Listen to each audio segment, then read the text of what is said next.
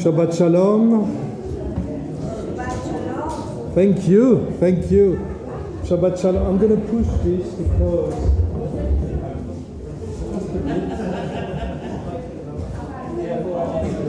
I'm looking at everything. I just can't see the right. Oh gosh, I forgot something.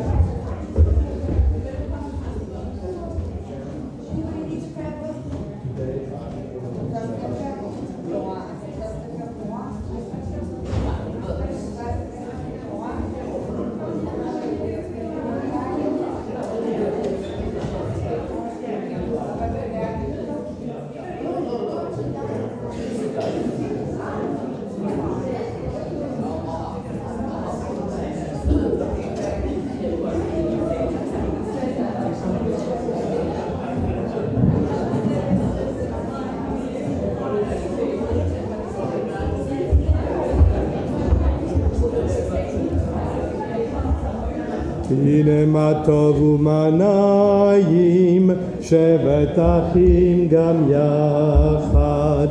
הנה מה טוב ומה נעים, שבת אחים גם יחד. הנה מה טוב, שבת אחים גם יחד. הנה מה טוב, שבת אחים גם יחד. Shabbat shalom, and a warm welcome to Bronia. So Bronia, I've been thinking of you today because I remember the discussion we had about where was God? You know, when all these things that you are going to describe to us later, where was God when all this happened? So I thought that I needed to find different liturgy for today.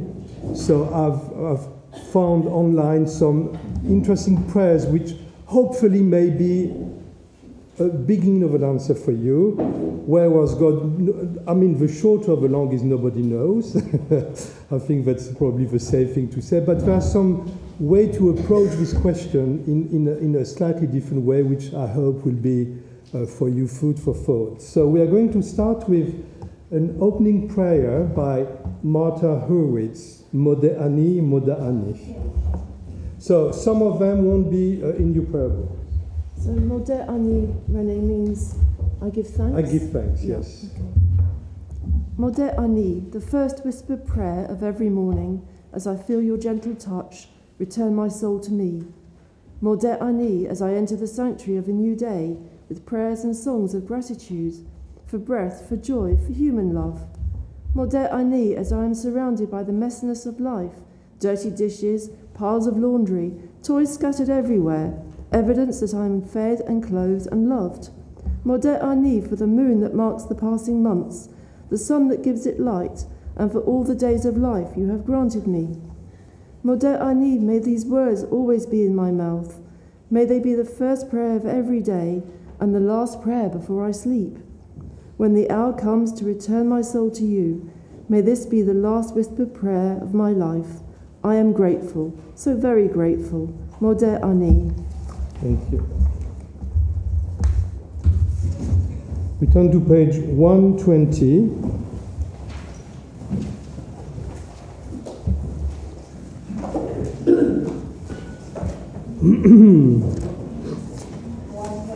One two zero. מזמור שיר ליום השבת, טוב להודות לאדוני, ולזמר לשמך עליון, להגיד בבוקר חסדך, ואמונתך בלילות, עלי עשור ועלי נבל, עלי היגיון בכינור. מזמור שיר ליום השבת, טוב להודות לאדוני, ולזמר לשמך עליון, ולזמר לשמך עליון, כי שימרתני אדוני בפועלך, במעשה ידיך ארנן, מה גדלו מעשיך אדוני מאוד, המקום על שבותיך. מזמור שיר ליום השבת, טוב להודות לאדוני, ולזמר לשמך עליון, ולזמר לשמך עליון. I also wanted to greet Beitenu, who came today to listen to you, Bronia. And today, Beitenu, you will see two important events in the life of a Jewish community. The first will be to listen to someone who went through one of the darkest hours of Jewish history in recent time. And the second one will be to witness the admission of a new member of our community who has gone to the Beit Din and has become a new member of the people of Israel. So it's a kind of a connection with, all the generations before and after. We are just, all of us are just a little, how do you call it? A little ring. Grain of dust. No, yeah, of course we are, but not. No, in a chain, A link. A link. Gosh, a link in the long chain of tradition. Romain, would you mind coming up for your prayer? The prayer on praying by Mark Jacobs. Pray on praying, entering the tent of those who have gone before, entering this awesome place of old. We are grateful for the abundance of His life. We seek the connection of our souls. We are blessed to all be made whole in body, to all be of one heart in our lives together, to dwell in the house of our ancestors, in the presence of the one that is greater. We gather in praise of all that give us life, seeking the light that glows through the world, proclaiming that peace can be with us, listening for the abounding love from above. We stand on the shore looking out at what is possible, turning to the rock from which all life flows. We quietly wait for inspiration to guide us, and we wrap ourselves in praise of the Almighty, with loving memory of those who have gone before. Mark Jacobs. Thank you. Page 135, please stand.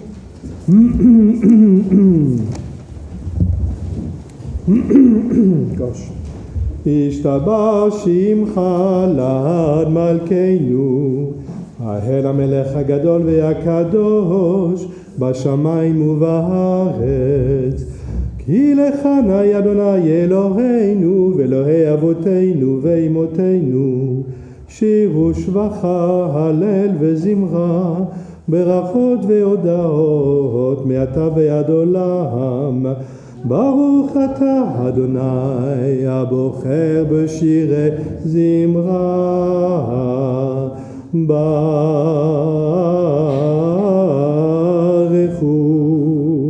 את אדוני המבורך, ברוך אדוני המבורך לעולם ועד. Please be seated. We praise you, Eternal One, our God, sovereign of the universe, maker of light and creator of darkness, author of peace and creator of all things. In your mercy you give light to the earth and all who live on it, and in your goodness you renew creation continually day by day. How manifold are your works, O God! With wisdom have you made them all. The world is full of your creations. Your handiwork proclaims your praise. The radiant stars bear witness to your glory. We praise you, O God, creator of light. Great is your love for us, eternal God, and abundant your compassion. Our ancestors trusted in you, and you taught them the laws of life. So be gracious to us and teach us. Incline our hearts to hear your words, to know and understand, to learn and teach, and with love to uphold the truth of your Torah. Enlighten us with your teaching. Make us faithful to your commandments, and wholehearted in the love and awe of your name. For in love you summon us to serve you and proclaim your unity. We praise your God. In love you have called your people Israel to serve you. Please stand. Shema Yisrael Adonai Eloheinu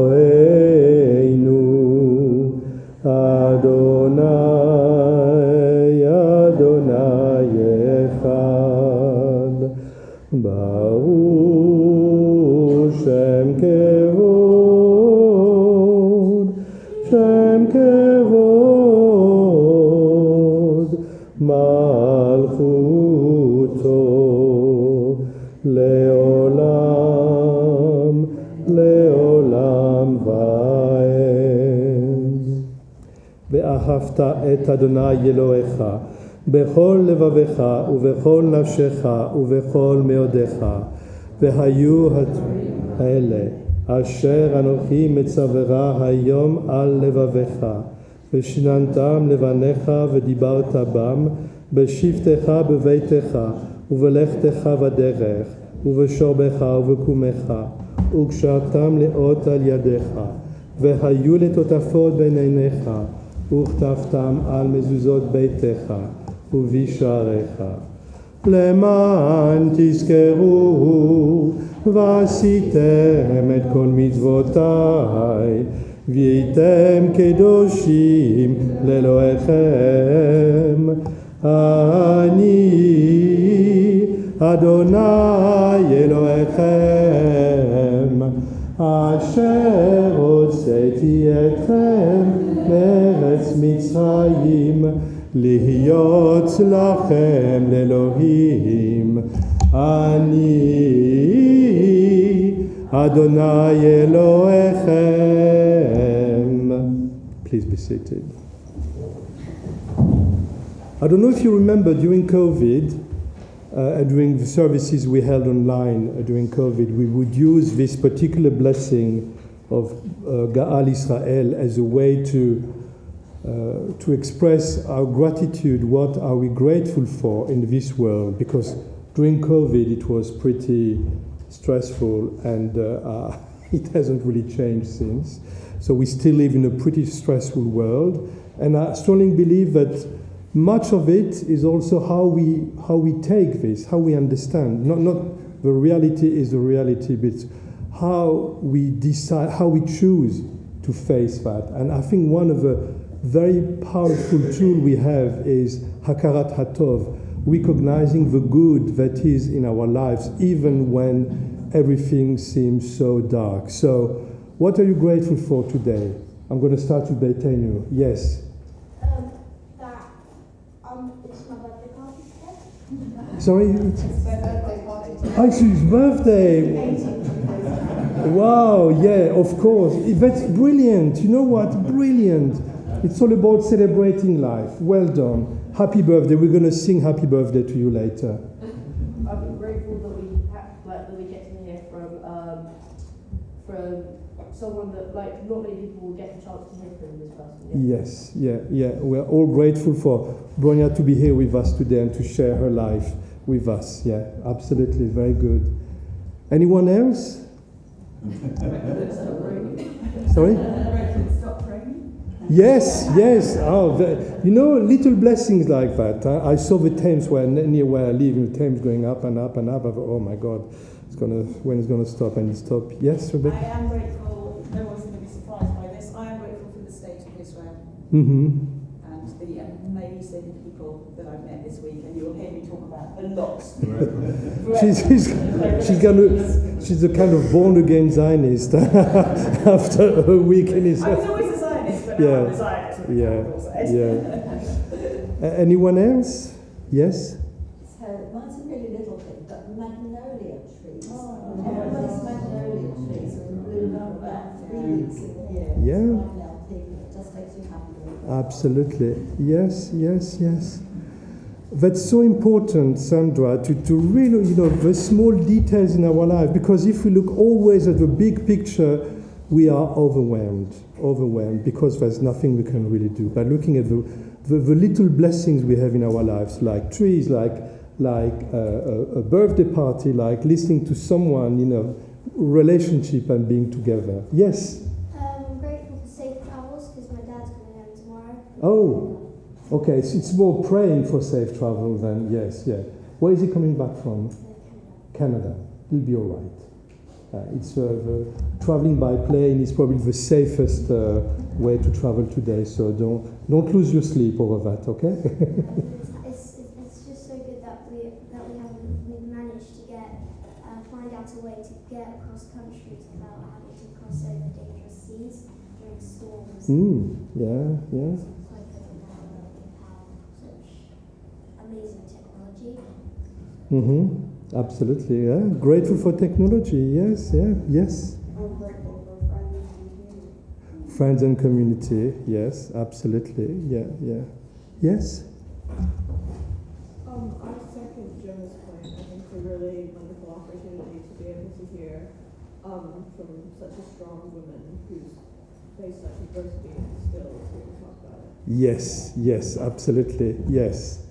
So yesterday it was International Women's Day, and where we celebrate our strong women, and Bronia, you were very much in our thoughts yesterday as well. So I'm going to ask Robin to read an Amida, which was written by, what's his name? Gosh, I forgot. Did I? Oh, okay, I forgot to... It's not written by me, so the only thing I can tell you. So just... Written by someone else. Someone else has written it. So, yeah, you don't need to stand, just listen to these words. We face westward at the edge of it all, the sea, and stand in our hearts and on our treads, and bless our forefathers and foremothers, those who walked with you and struggled with prayers that alienated them, those who held on to their religiosity through it all, and those who took different paths. Bless you, God, of holding their hearts regardless of where they were in their journeys. We bless and face upwards, wild and untamed, with your power and might. Bless you, God, of all that is untamed and wild, for only in you do the wild and untamed find peace. We bless the holiness of your many names, be they universe or higher power. Bless you, God, for being all that is, ever was to worship with unity and diversity. We bless the understanding of our true natures and their ever-changing diversity. Bless you, God of all, for knowing us and helping us understand ourselves on every step of our journeys. We bless our return to you through myriad ways of expression of our Jewish heritage, our choosing of you and your Torah, with deliberate and meaningful, regardless of how we practice our Judaism. Bless you, God of returning, for pressing the restart buttons of our soul. We bless the forgiving nature of families, both chosen and originating. May they never hold grudges or anger towards us in our humanity. Bless you, God of forgiveness, for surrounding us with love. We bless those in need of redemption who have hit the metaphorical ceiling, be it glass or lavender, and have found the need to return to a common center. Bless you, God of redemption, for returning us and them to a place of comfort and care. We bless those in need of healing from the heartaches and headaches that the world brings with refuah shalema. May their hearts and souls encounter a deep healing and their interactions with others be blessed with kindness and health. Bless you, God of healing, for attending our souls and bodies with your endless love. Bless the farmers who take their produce to the markets for all to consume. Their hands, cracked and calloused, hold all the produce of the earth before we consume their bounty. Bless you, God of the earth's flow of energy through our sustenance. for giving the farmers good harvest. We bless those in diaspora, forever searching for their place in the world. May they find themselves at home in you, wherever they find friends. Bless you, God of longing, in helping heal our inner diasporas. We bless those in need of justice, for all victims of cruelty and injustice. Bless you, God of justice and righteousness, who commands, justice, justice shall you pursue. We bless those in need of mercy, who might not know you or your works, God. Like Pharaoh, whose heart was hardened by you to prove your might, people find themselves in places of harmful speech and deed and deserve to be blessed just the same. Bless you, God of mercy, who bends heaven and earth to bring people into relationship with you. We bless those in search of metaphorical Jerusalem, a place where all are fed and clothed, and all have housing and shelter that is their human right.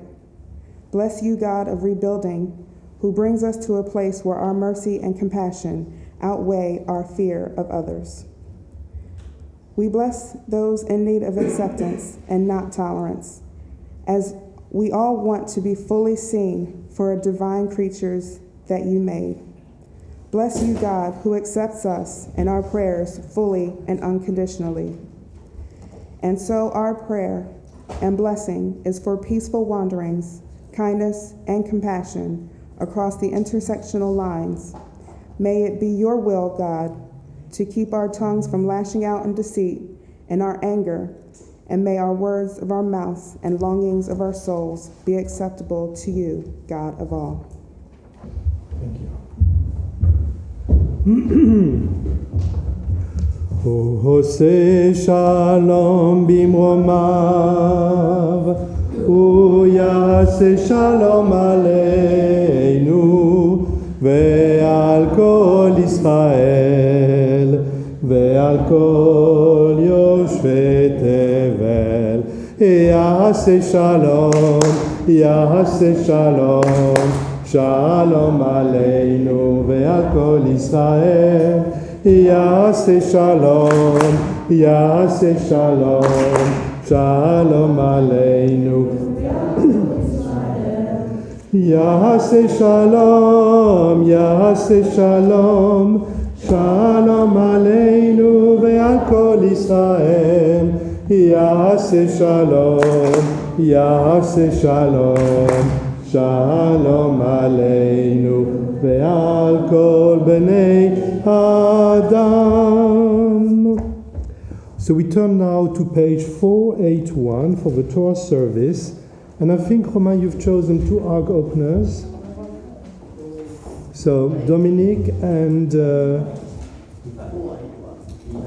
Levi. Yeah, Dominic and Levi. If I could ask you to put, you've got your talit already. And I will need a strong person. Oh, maybe Alexander, do you feel strong today? Yes. You will have to raise, to take the scroll, etc., etc.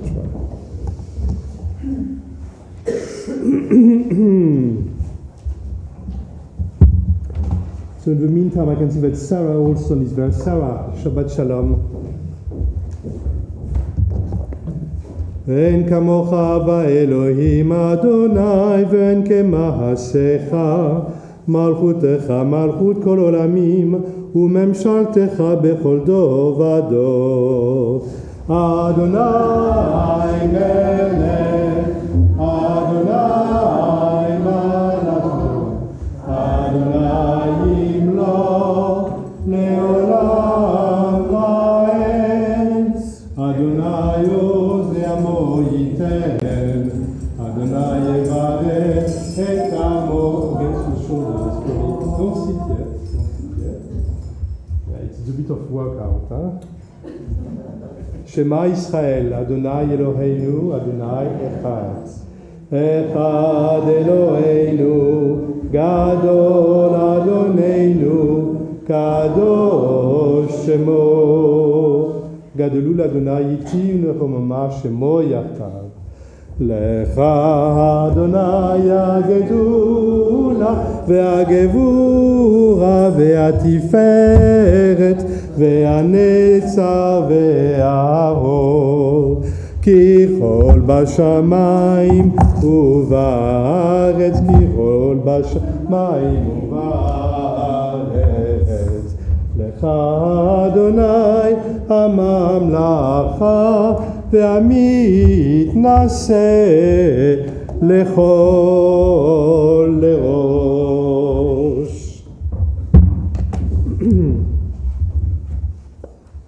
Thank you. Brilliant. Please be seated.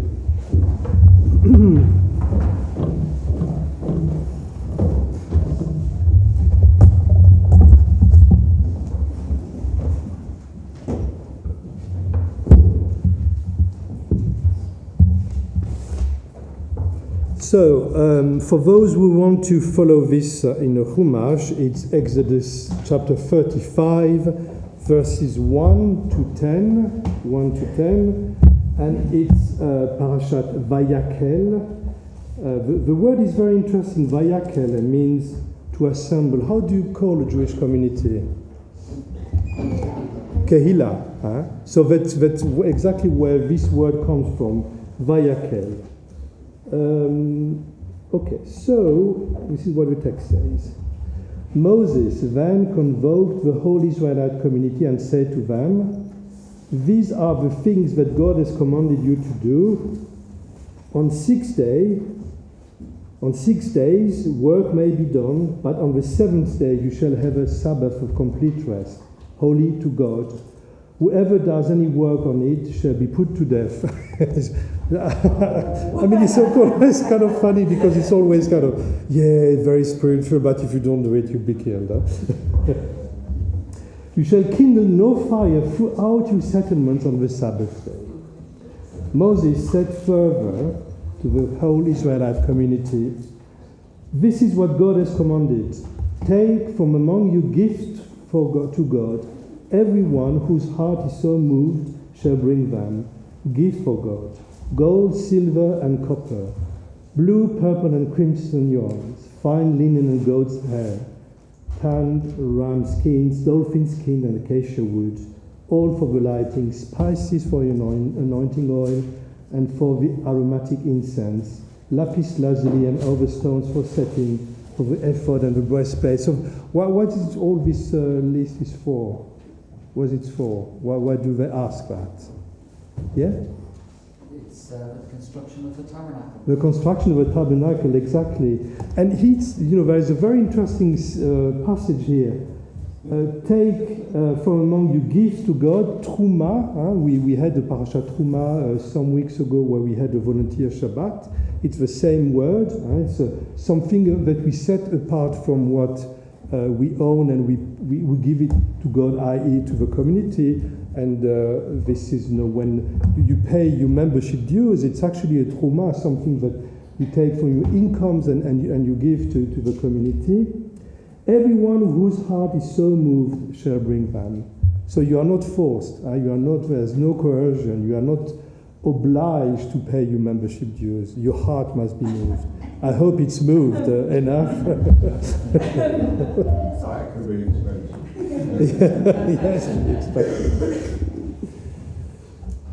right, and I am going to call for his first Aliyah ever.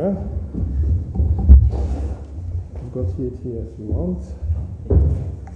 יעמוד לקרוא בתורה, יעקב בן מיכאל.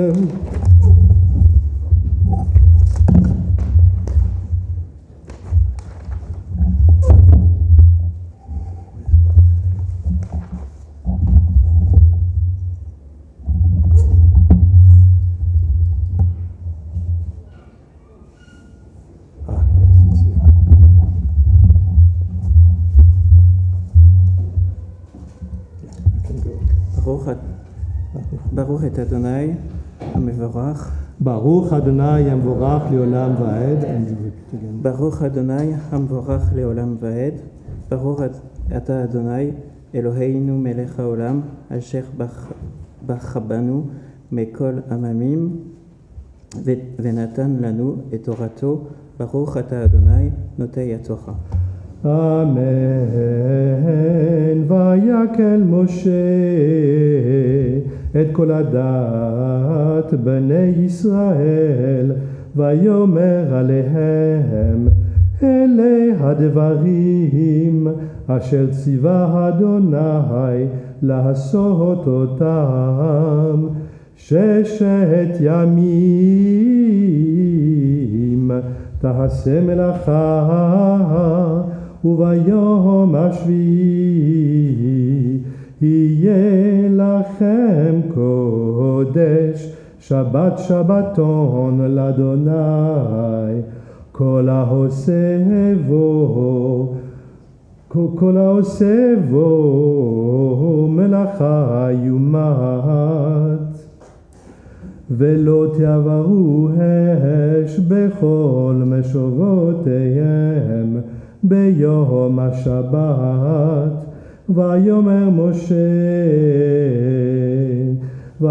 משה אל כל הדת בני ישראל לאמור, זה הדבר אשר ציווה אדוני לאמור, קחו מאיתכם תרומה לאדוני, כל נדבה ליבו יבהלה את תרומת אדוני, זהב וכסף ונחושת ותוחלת וארגמן ותולעת שני ו6 עזים ואורות אלים מעומדים ואורות תחשים ועצי שיטים ושמן למאור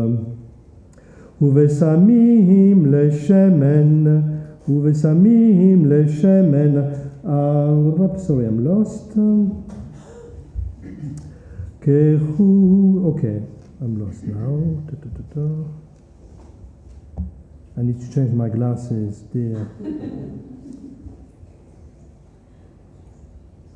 Yeah, oh dear, I can't see anything. Okay. קחו מאיתכם תרומה לאדוני, כל דיב ליבו יביאה את תרומת אדוני, זכה וכסף ונחושת ותולעת וארגמן ותולעת שני ו6 עזים ואורות אלים מעומדים ואורות תחשים ועשי שיטים ושמן למאור, בשמים לשמן המשרה ולקטורת הסמים ואבני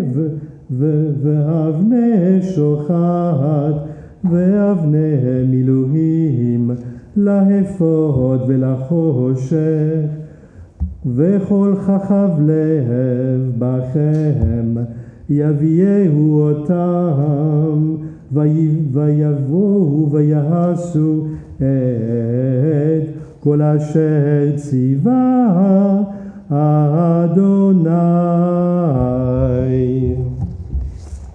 ברוך אתה אדוני אלוהינו מלך העולם, אשר נתן לנו תורה אמת וחי אלוהים נטע בתוכנו, ברוך אתה אדוני נותן התורה. Amen. Stay here. Oh, this is yours. Yes, it's mine. We're on page 544.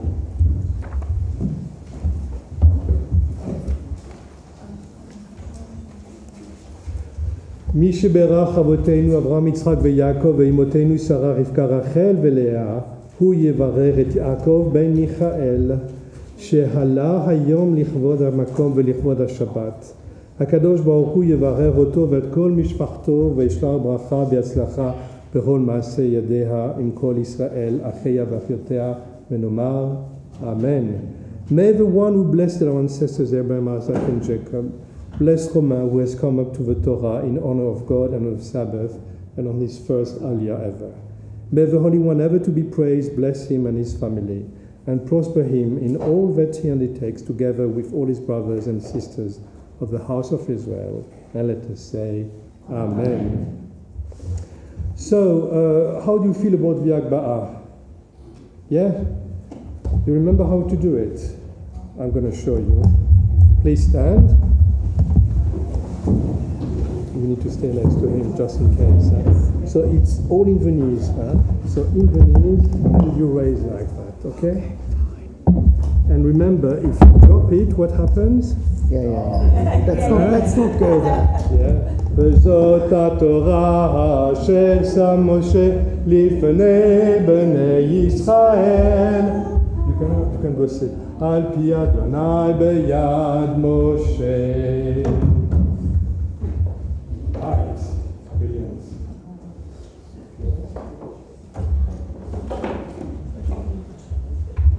Non, c'est bon. We can close it now.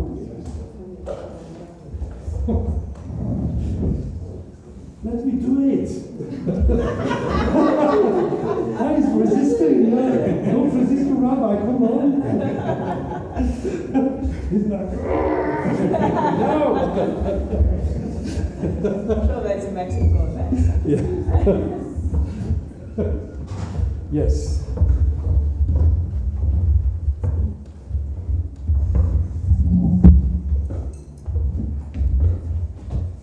So, and we will turn to page 593. 593.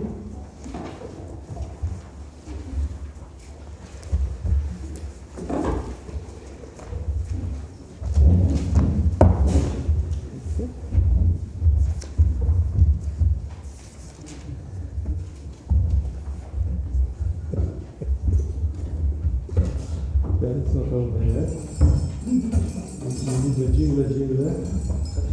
Jingle bells. Okay, can you give it to Romain now? Romain, it's for you now.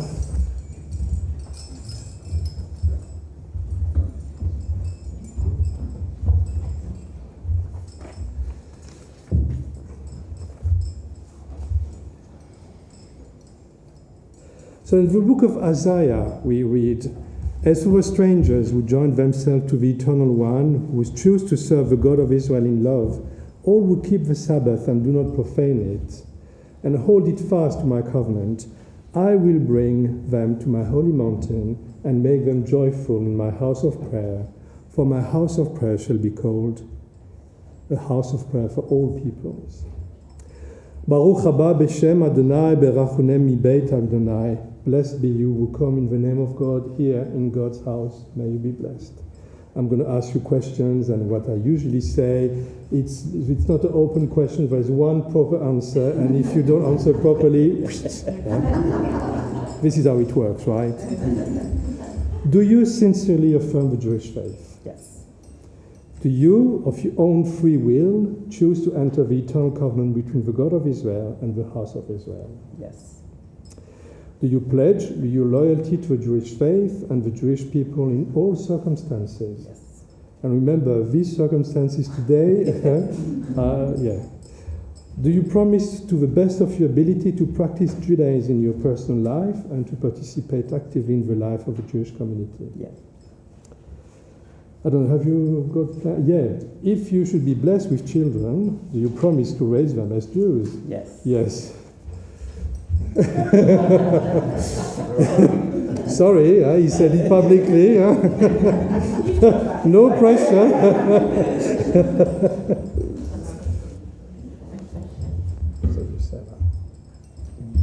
In English.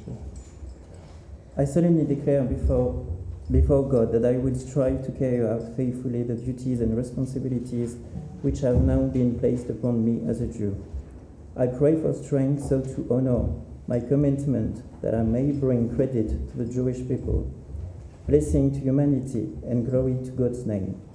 To all those present who represents the house of Israel, I said, Amecha, Ami, Ve'Eloheicha, Elohai, sorry.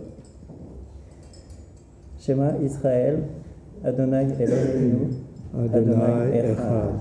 Ve'ahavta et Adonai Elohecha. Bechol levavecha, uvechol nafshecha, uvechol meodecha. Okay, so Romain, you appear to have Beit Din on the 9th day of January this year, and you appear before Margaret Jacobi, Richard Jacobi, and Gili Zitkiyahu in London. You told us of your wish to join the Jewish community. We made inquiries about you and questioned you and found you worthy to be accepted as a true proselyte among us, both by virtue of your sincerity and by virtue of knowledge of our faith and way of life. I just can't forget that they asked you a simple question and he was so stressed. He just couldn't find the answer. Yes, I remember. You remember that, I think, yes. So, this was done in January, and today we are doing the admission ceremony. So you've got two witnesses who will sign this certificate. And I will give you this back to you, which is the official one that you keep wherever you want. I make a copy there so we keep a record here at KLS. This will go back to Libel Judaï should you lose it. And if you want to move to Israel, you need to bring them this. And maybe not now, but who knows. We're on page 595. Can I have the two ark openers?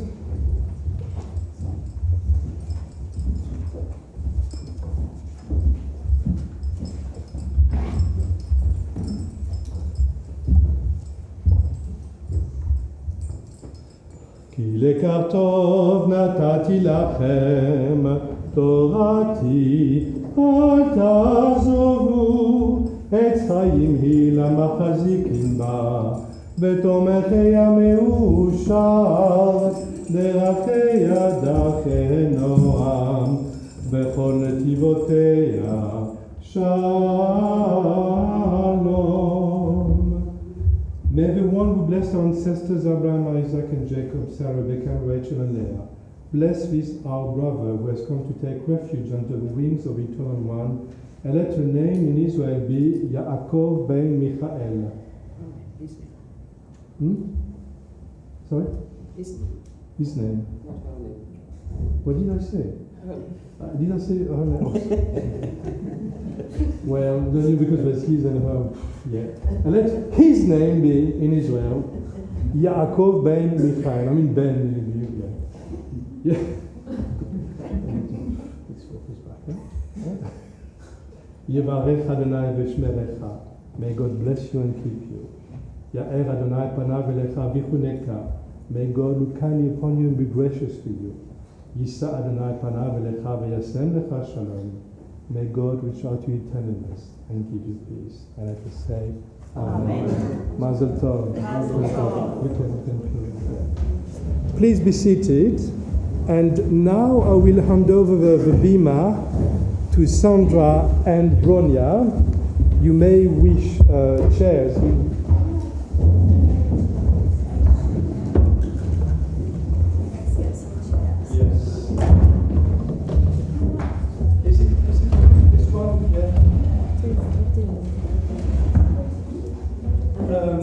And about the mic, Craig is bringing it. Oh, sorry, we'll pick them up, don't worry. Thank you. You sit down. Yeah, you sit down.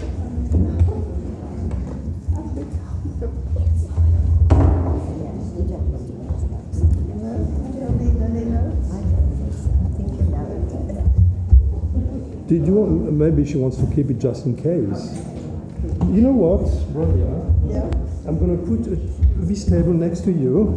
Oh, what's a good idea? So you can leave that here if you want to. Okay. So we're just going to test that everybody can hear you.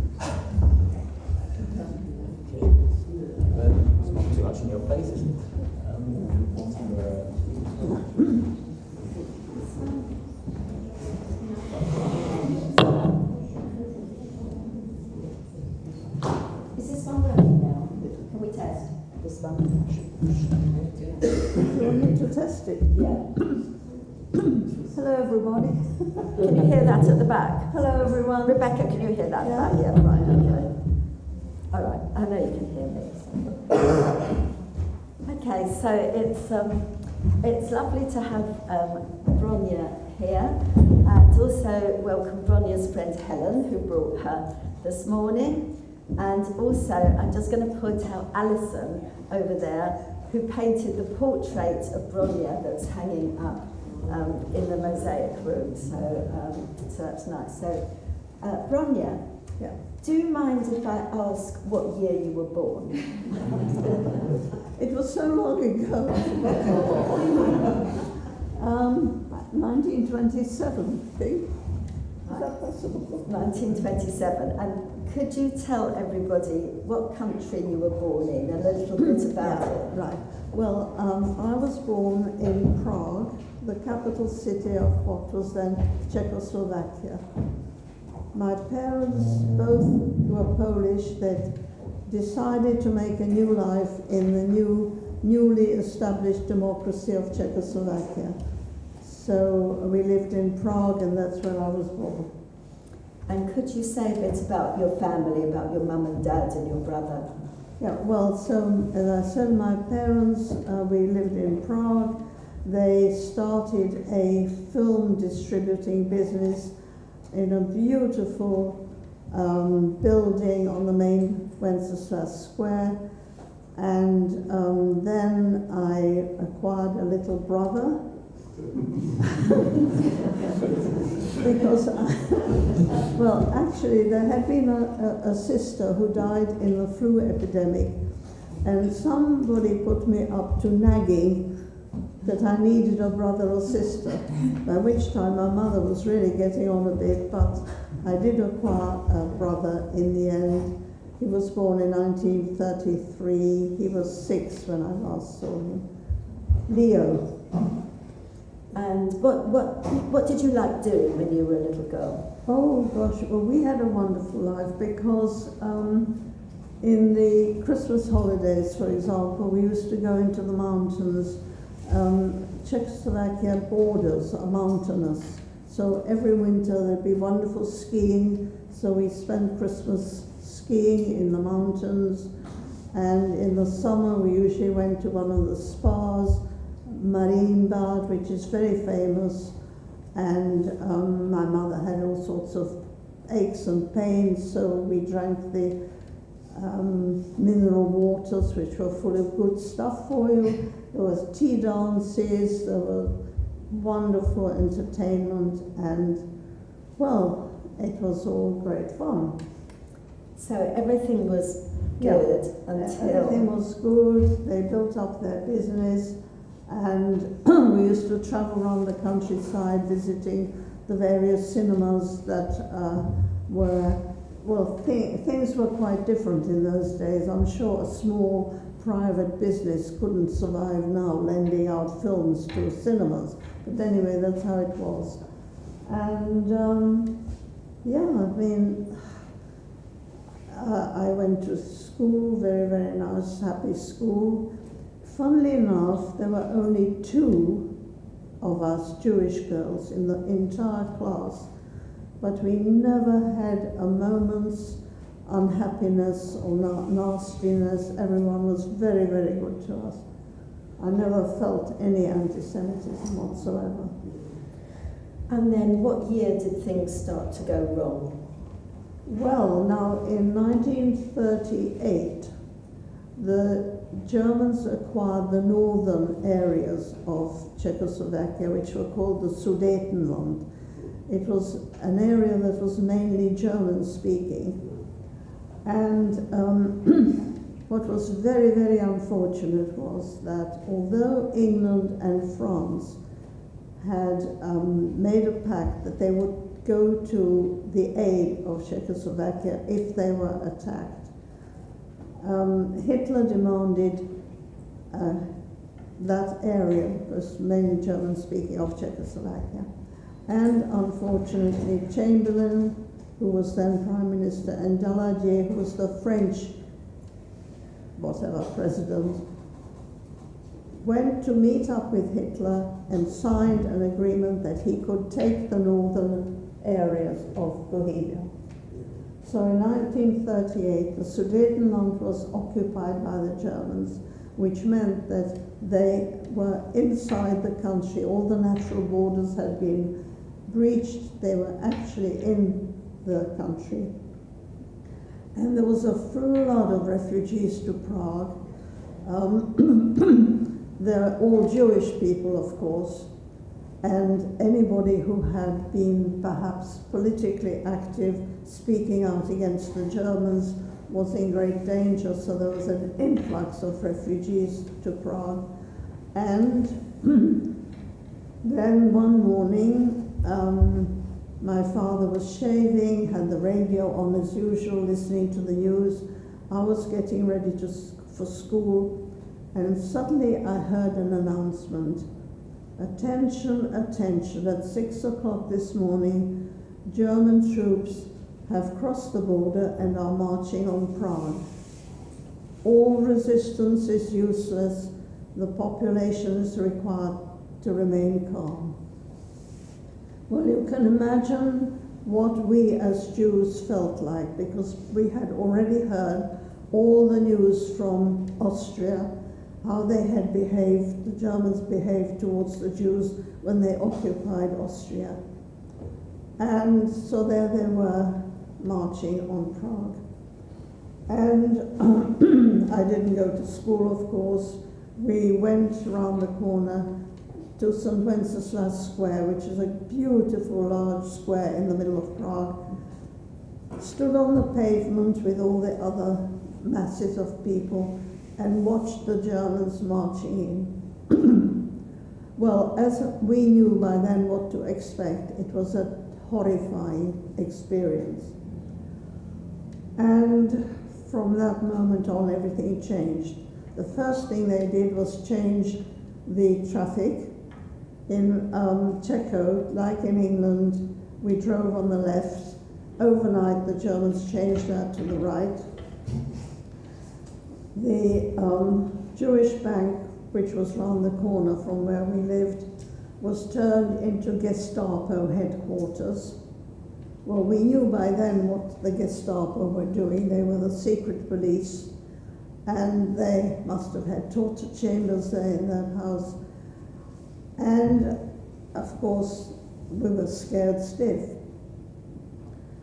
I continued to go to school as usual, or my parents lost their business.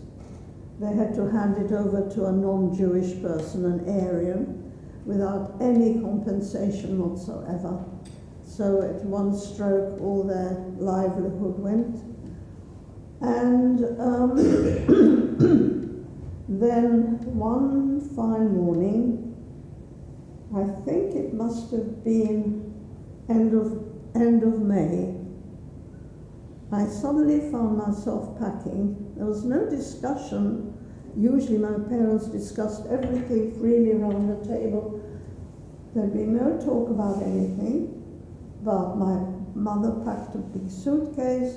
I had a rucksack full of my personal treasures, my doll, bits and pieces. And we walked to the nearby railway station. The platform was full of people with children and German soldiers with bayonets. And apparently we were going on a railway journey to England. That was the so-called Kindertransport. You've probably heard of them, organized by this wonderful Englishman, Nicholas Winton. There's been a wonderful film about it. I don't know if anyone saw One Life, I think it was called. Sorry. So this wonderful Englishman decided to get as many children to safety as he could. And for every single child, he had to get a sponsor in England and pay £10 up front, which was a lot of money in 1939. Well, anyway, so there we were on the platform, and I got on the train together with all the other children. The soldiers didn't attack us. I thought, why are they letting the Jews, the next generation, go freely if they wanted all the Jews dead? So I was sure something would happen, but it didn't. We got on the train, parents and children waving. We never thought that was the last that we'd ever see of each other again. Anyway, so I settled down on this train in the corner by the window, quietly like this, and didn't speak a word to anyone. I suddenly was a frightened little shy girl. Did you know anybody else on the train? No, nobody. And then suddenly the compartment door opened and a German soldier came in. And I thought, oh, I was absolutely petrified. A little boy got up and offered the German chocolate. I was so shocked, he was fraternizing with the enemy. And the soldier took the chocolate and left us alone. So I thought, what a clever little boy. No, sorry about my throat. I thought, maybe he became some great entrepreneur or some sort of a criminal afterwards, I don't know. Anyway, so eventually we crossed the frontier and found ourselves in Holland. And we were free, we were taken off the train. Dutch ladies came along with cocoa and chocolate and looked after us. And there was the first sight of the sea. I'd never seen the sea before. Ours was a landlocked country. There were rivers and lakes and mountains.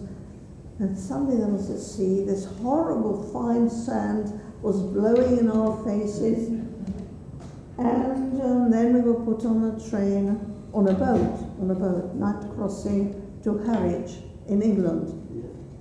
And from there we were taken to Liverpool Street Station, put in a large hall with a label around our necks, waiting to be picked up by whoever had applied to take a child in. I probably mentioned that it was a lot of money and a big undertaking to look after us till the age of, I think, 18 or something, or 17, which was quite something. But anyway, so along came a smart lady with a porter, took me and the suitcase and the porter to a taxi. No, she had her little car there. And we drove through central London and past Buckingham. There is Buckingham Palace where our king lives. And I thought to myself, call that a palace. You should see our castle in Prague. I don't know if anyone's been to Prague, but there's this gorgeous castle across the river, and there was this townhouse. That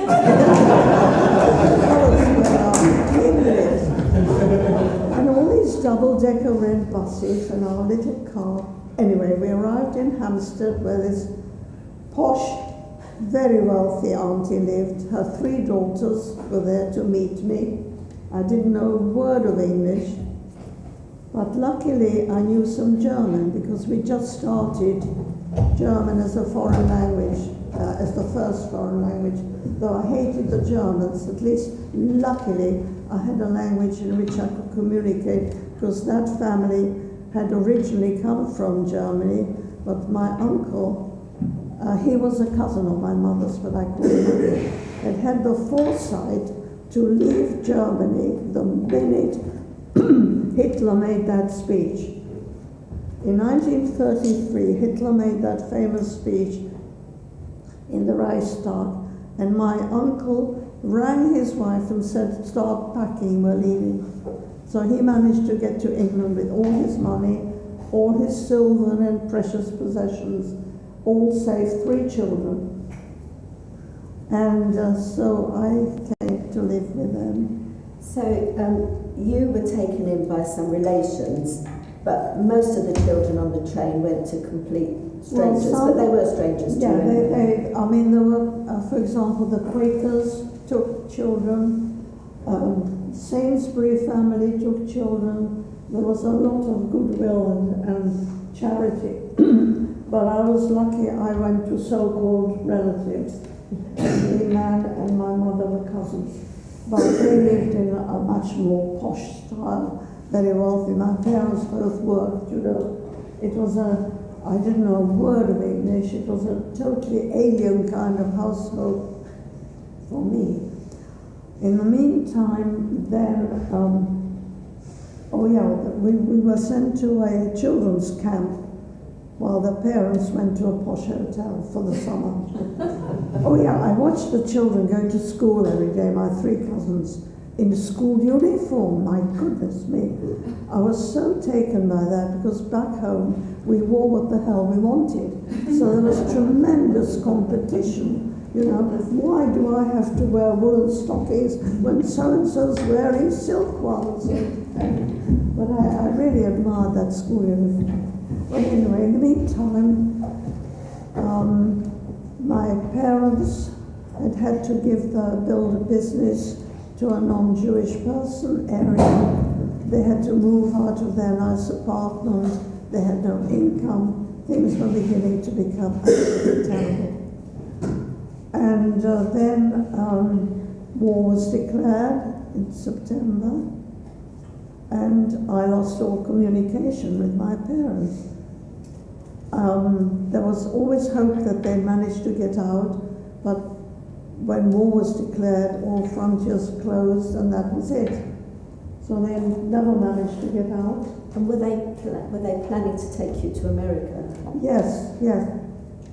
The plan was, my mother had a very wealthy brother in New York, and all they wanted was a document called an affidavit from him for us all to go to America. But the document didn't arrive in time, war was declared, frontiers were closed, they were trapped there, and I was in England. So things became absolutely impossible for them. Jewish people were excluded from shopping, from this and from that and the other. And I was sent to the same wonderful school that my cousins went to, a girls' public school, where I was very, very happy. I loved it. I loved all the sport that was on offer, and it was a completely different environment from Czechia. And we managed to communicate till 42, I think. And my parents, I had one last letter from my father. They were deported to Theresienstadt, which was a concentration camp within Bohemia, but not an extermination camp. So they had practically nothing to eat, and they were hard worked, and they were cold, and there was disease. And then in 42, they were, of course they're in Theresienstadt. Yeah, in the meantime, my London school was evacuated to Berkhamsted, and we children were billeted round the town with people who agreed. I think they were paid for it to take us in. And I landed with 3 old spinster ladies who were absolutely darlings, wonderful. I was so happy with them. They, for the school holidays, I had to go to Auntie and Uncle, where I was sort of her domestic skivvy. But never mind, I was safe. But in the meantime, my parents ended up in Theresienstadt, and they were there for 2 years. Anyway, all communication stopped. In the meantime, I had a whale of a time at school. I went hockey mad, netball mad, and my old landladies were absolutely wonderful. Gosh, I'm miles away, aren't I? Yeah, no, that's right. What I was going to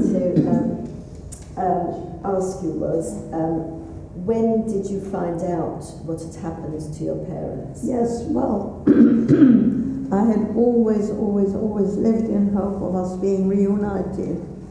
I had not a sign of life from them, but I was hoping.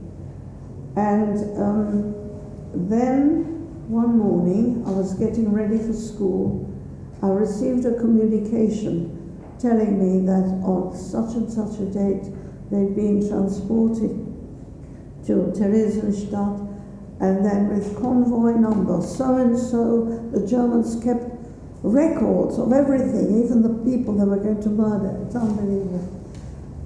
They were to Theresienstadt. And then in 44, convoy such and such, they were deported to Auschwitz, and no more was heard of them. Together with my little brother, by the way, who was then 10. And that very morning, when I received that communication, I went to school as usual, and the headmistress announced, "Girls, we are very fortunate today to have with us Miss Moose, who has just come back from Belgium, is going to tell us all about it." So I sat through that. I didn't want to create a commotion by getting up and walking out. So I sat through that, and I heard all about Belgium. So it did me a lot of good, because again I blessed my lucky stars for what I had avoided, I had not been subjected to. And I said to myself, I will try to live up to the expectations my parents had had for me. I will not hate the Germans for murdering my parents, because hatred won't bring them back, but it'll poison my soul. But I will try and do my best to live up to their expectations of me. So I was, as I said, lucky that my aunt and uncle paid for this lovely public school that I was so happy in. But once I'd done my school exams, there was, of course, no question of going to university. So I did a crash course in shorthand typing and got a job as a secretary. And I worked for some very nice companies, was very happy. Then I met, by fluke, a young man called George Zelenka, whose mother had survived Belsen and Auschwitz. And George had come as a refugee from Prague with his brother, so that I was with a Jewish boy from Prague. Then, I'm sorry about my throat, I don't know what's going on here. So I got married, I had 2 sons, I did work, and, well, unfortunately George died eventually in 1951, I think, and I'm forgetting everything. I had 2 sons, I was widowed for about 4 years, and then I met an English Gentile, Tom Snow, and we clicked the minute we said hello. How old were you then when you met your second husband?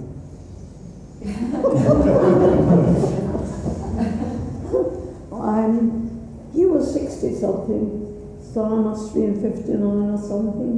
His children were grown up. One was in Canada, one was in Australia. They were delighted that Dad had found a companion. And Dad, my Tom, he even used to come here to Dorothea with me. He just joined in everything. I was so lucky. Anyway, so eventually poor Tom died. I've been alone ever since. So I'm going to ask you a couple of questions that I know. So Bronia and I have done this before, and so I know what the first questions are that people always ask. So I'm going to ask you, why didn't your brother come on the train? Yeah. Well, the plan was actually for us all to go to New York, where my mother had a brother who was very well off. And all that was required was an affidavit from him. And the documents didn't arrive in time. My brother was not very strong and only 5, and they didn't want to send him. The family I went to had 3 daughters, so they were quite happy to take another child in. But a little boy of 5, who wants a little boy of 5? A girl can be made into a domestic servant, which I became. So they waited for that affidavit from America. It never came in time. War was declared. They were trapped. The parents and little one, and I was safe in them. So I never, ever, not a day goes by when I don't think about their suffering. And I had a whale of a time in England. And what did you put in your little suitcase when you came on the train? A doll, of course. And your piano music. Is there a story about your piano teacher? Piano. I had a piano teacher who used to come to the house. And I used to start practicing 10 minutes before she was due. And my mother said, if you're not going to bother to practice, we can't afford these lessons. So lessons stopped, then I begged for them. So then I had lessons again. And one day she arrived and said, I can no longer teach in a Jewish home. But she forgot her music. And there was this great big wonderful volume with all sorts of bits like Czech Christmas carols, Für Elise by Beethoven, all sorts of wonderful treasures. And that book I have to this day with me. And just the last thing I'm going to ask, and then we've got a few pictures to show. Have you been back? Yes, I have been back. I didn't dare go back in case, by then I had English nationality, but I was afraid it was communist, which was a dictatorship almost as bad as the Nazis. And I was afraid they wouldn't recognize, by then I had an English passport, I was afraid they wouldn't recognize it and I didn't dare go. But at that time I was living in Northwood, and we had a wonderful rabbi, Andrew Goldstein. He's a big shot in the liberal movement, a delightful man. And one day, by then Czechia was communist, which was a dictatorship almost as bad as the Nazis. But he decided to take a party to Prague. So I thought I'd be safe with Andrew Goldstein, so I joined the party. And, you know, under communism, this beautiful, beautiful city and country became dirty, neglected. It was a despotism almost as bad as the Nazis, only they weren't out to kill Jews. But the standard of living, the whole place was neglected, was filthy. There was nothing in the shops. People were afraid. It was unbelievable. My best friend from school had survived because she was only half Jewish. Her mother had been Christian. And I went to stay with them. You should have seen they had special accommodation because they were very, very high up in their jobs. They were both chemists. They had privileged jobs and privileged communication. The streets before the building were full of litter and clutter and unmade. There were stone steps going up to their apartment 2 floors up, which the residents had to keep scrub and clean. I was in my lovely little house in Northwood with a daily help once a week to do my scrubbing. I was like Lady Monk, you know? It was unbelievable. Yeah. So we've got a few pictures that we're going to try to show. So have we got somebody who's going to do this? There's about 8 or 9 pictures. Move the slides on when Sandra.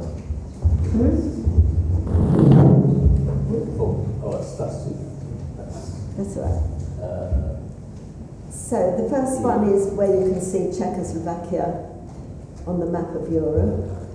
Are you going to move the pictures on? Do you know how to do it? Yeah, do you know how to do it? Yeah. We'll move to the next one. And then, yeah.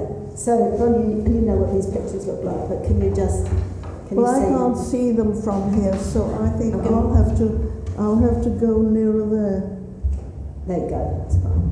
Oh, yeah, my goodness. My mummy, daddy and me. In our summer holidays, we always went to Marienbad for mother to have cure for her rheumatism and things. And here am I all dressed up posh and we're walking along there. Okay, next one. Oh, Dad and me skiing in the Krukonosze Mountains. Every Christmas we spent skiing. And that's the last picture I have of my little brother and me in Prague. We were walking down St. Wenceslas Square. I'd been given some money and we were going to a treat together. There was a wonderful, on the corner down the road, there was a sort of automat thing where there were cakes and goodies on display, and if you put a coin in, you chose what you wanted. So we were having a treat. I have that picture in my lounge, and I think about that little boy and what he went through and what I was there. Did I mention Nicholas Winton? Yes. Yeah. Well, that was what we saw on our streets. By then we knew what to expect because we had news of what the Germans had been up to in Austria, which they had invaded the year before, and what had been going on in Germany since Hitler 33, and so there they were now in our midst. And that, my so-called aunt and uncle, he was bald, so he always wore a hat. Didn't like to show it. Uncle Sigfrid and Aunt Elise, and he and my mother were cousins. And they had 3 daughters, and they were very wealthy. They lived in Hampstead, and they took me in as well. And my London school, I went to South Hampstead High School, evacuated to Berkhamsted, and we shared this building with Berkhamsted Grammar School. We had school in the afternoons, they were there in the mornings, and we children were billeted round Berkhamsted. And I landed with those 3 ancient spinster ladies. When they opened the door, I thought they were the 3 witches from Macbeth. And they turned out to be absolute darlings. Bronia, do you know how old they were when they took you in? Oh my God, they were only in their 60s. Good question. In fact, the oldest was, I think, a twin of Churchill. They were, but you see, in those days they dressed in those long dresses. They were old-fashioned, Victorian-looking spinster ladies. You were a young girl. We've gone on to that. In Prague, in the Jewish quarter, there are 3 synagogues, and one of them has a room. The walls of that room are covered with names of all the people who perished in the Holocaust. And my parents' and little brother's name are right at the top there in red.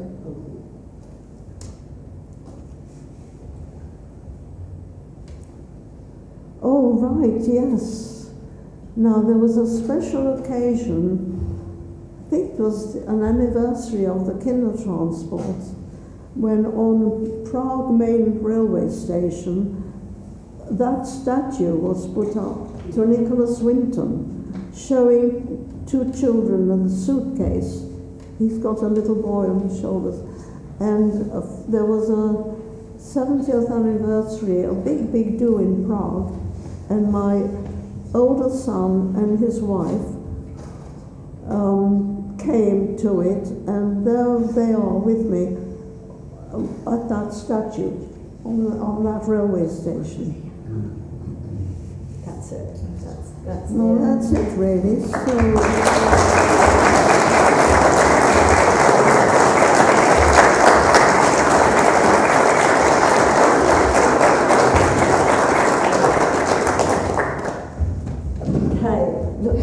Looks like a couple of people want to ask questions. Yes, Is there sure, time for a sure. couple of questions? Can I say something, please? This is one of the reasons why, because the Jews suffered with the German, the Israeli make sure that they don't want any Jews to suffer. Not only Israeli, any Jews. That's why they fight. The Israelis, they could fight. They fight, and I believe that it will happen. I hope so, please, Lord. Never happen again what happened to the Jews in Germany. We do Yom HaZikaron every year in Israel, so we know all about it. We know all about it. Did you have a question, Anne? I was going to say that you came from Czechoslovakia, you've lived so long in England now.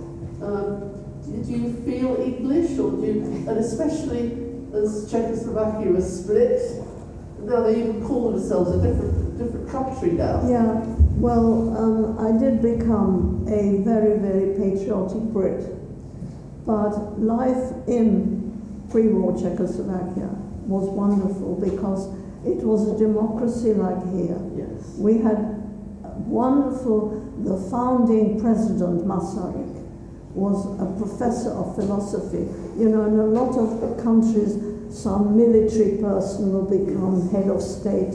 We had a professor of philosophy as head of state. And his he became foreign minister, Beneš. When Masaryk died, Beneš became president. And he was also a philosopher, an enlightened man, a good man. They lived in America in exile and they watched democracy at work. So Czechia was the most wonderful place to live in, as well as being beautiful and historic. So I think Anne's question was, do you regard yourself as British or Czech? Oh no, I did become a very, very patriotic Brit, I must say. And Bronia's got a medal, haven't you? A British Empire medal. Yes, I was suddenly, I don't know why, or who put my name forward. All right, so every year, Holocaust Memorial Week, I'm invited to speak to schools. Right? Apart from that, I mean, I escaped all that horror. I've had a hell of a wonderful, happy life in England. My first husband, I think I told you, his mother, he had also come to England from Prague, Jiříček, but his mother had survived Auschwitz and Belsen. Did you bring her yellow star? Oh, yes, I did. Where did I put it? Is it in there? No, I think I must have put it in my handbag. I wouldn't have put it here because I would lose it. There's an article in this copy of Kingston Liberal News about me, what you just saw on there. I think I put it in my handbag down here. Yeah, my mother-in-law, as I said, thank you, survived Auschwitz and Belsen.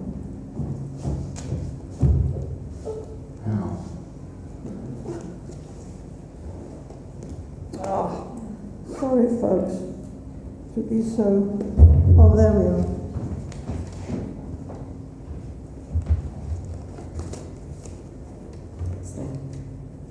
Oh, it is there. What did I do without you? I'm losing all my marbles. I can't tell you. This was my mother-in-law. Every Jewish person out in the streets had to wear one of these. So the Jews were fair game. They were out of protection of the police or whatever. Can you imagine being in that situation, having to wear one of these out in the street? Unbelievable. Did you avoid that not come in before you left? Before you left on the Kindertransport, had you already been given? No, that hadn't happened yet. We did actually, I think I probably told you, we watched the Germans marching in. My father was listening to the news and suddenly there was this announcement. Attention, attention, at 6 o'clock this morning, German troops crossed the frontier and are marching on Prague. All resistance is useless. So there we stood watching the marching in. And it so happened that round the corner from where we lived, our apartment, was a Jewish bank, which became the Gestapo headquarters. And we knew by then what happened in a Gestapo headquarters, torture. So I think we're probably better do the rest of the questions at Kiddush, do you? Because we're getting a bit late. So shall we just say a big thank you to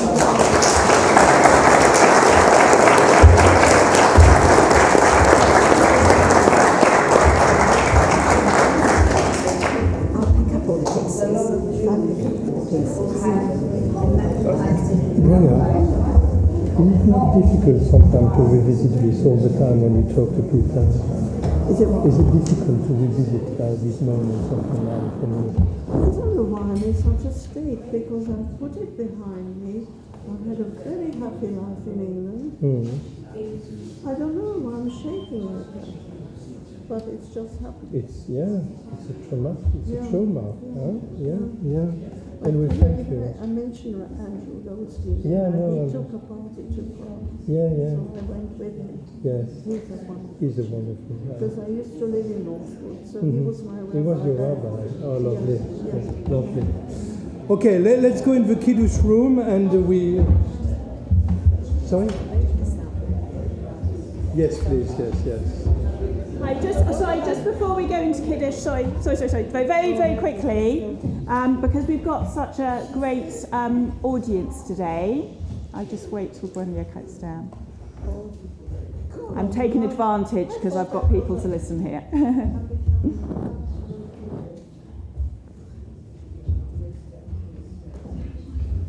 Thank you so much. So many of you will know, because you've probably heard, that I've just got back from Israel on a special solidarity mission with the UPJ.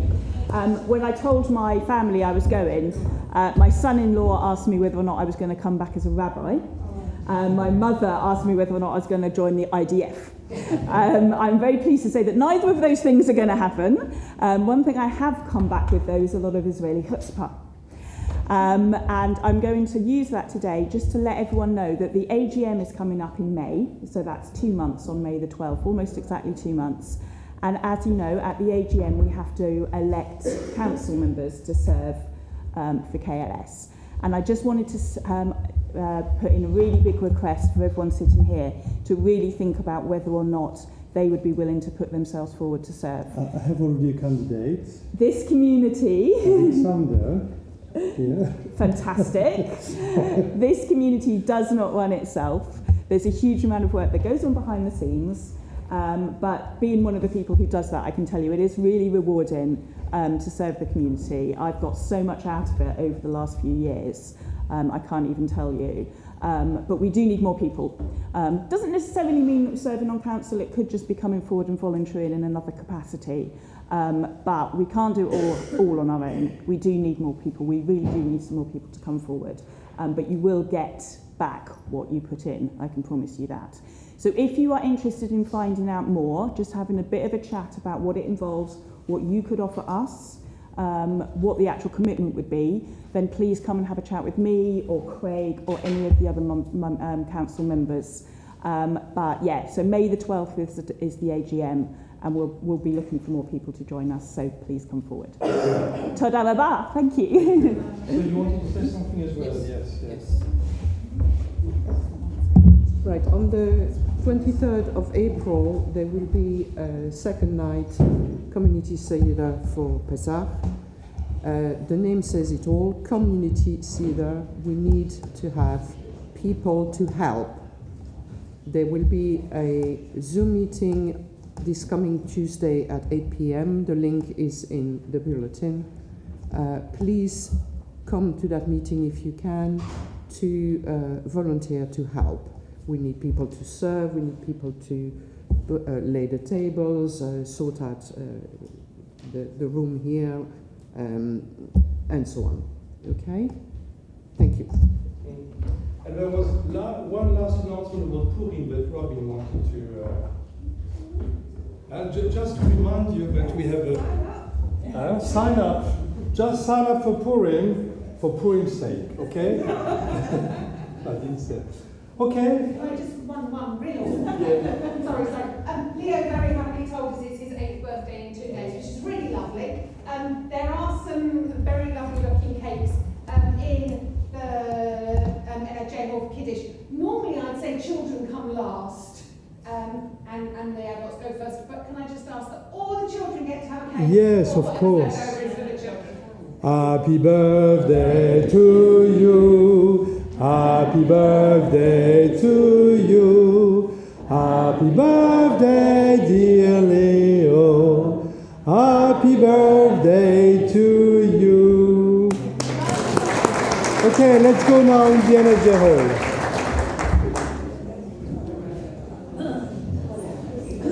Okay. Yeah, Alexander, sorry for volunteering, but I was part of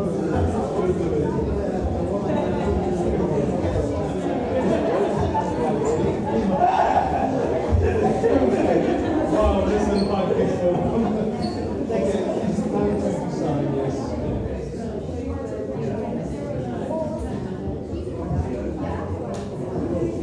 Okay, so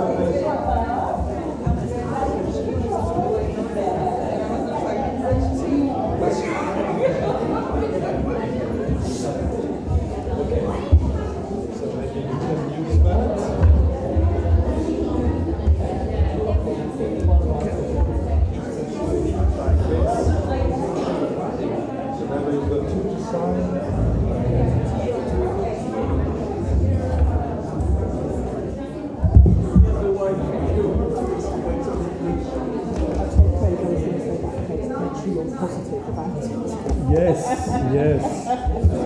always. But you know, it's positive because you're doing something. Yeah, you're contributing. You're making a difference. Yeah. Okay. So you.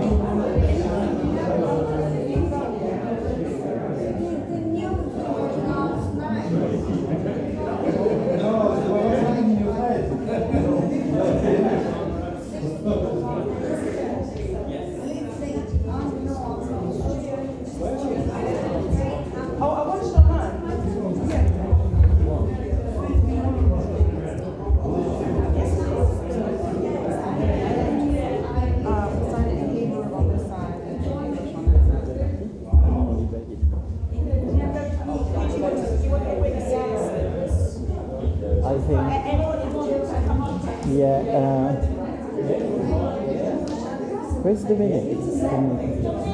No, she left already. Yeah, she already left.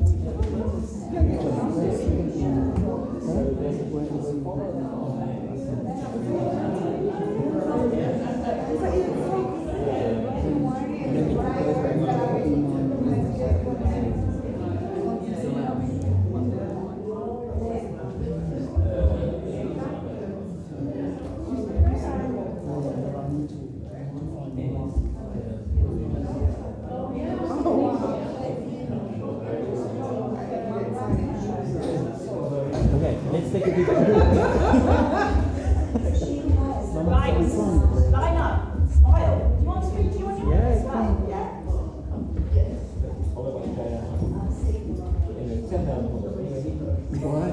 Don't take your glasses off.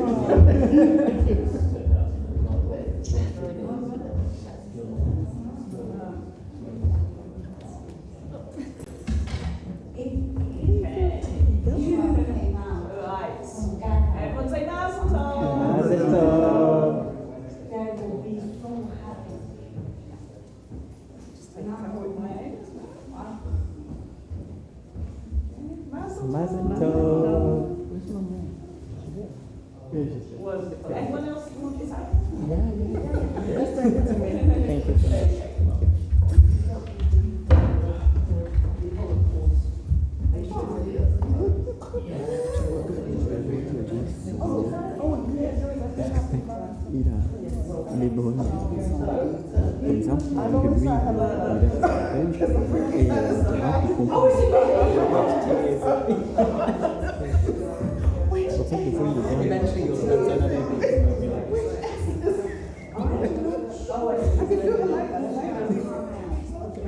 Are you going to find your coffee? Are you going to find your coffee?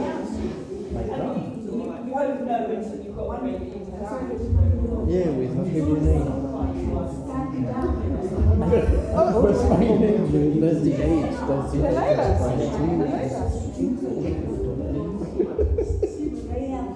that you're getting older. Oh, thank you.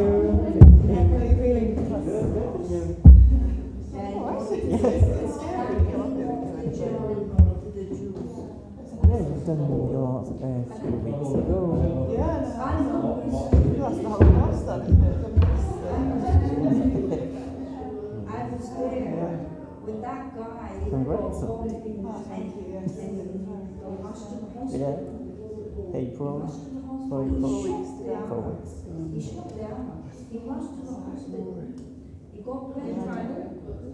And the rest of the team, the rest of them because of labor and because of labor. I was wondering, how do you speak French so well? Oh, that explains. No, I wasn't good at much at school, but I was quite good at language. Yeah, I love all of the sounds and I said, I went to school places like Set. Yeah, Set, There's just so many nice places here. Yeah. We used to spend lots of summer in Montpellier. It's easy to live in as well. Yeah. It's really close. Oh, I didn't see you. It's not on. Oh. She didn't write the whole thing? I mean, surely your name should be on your certificate.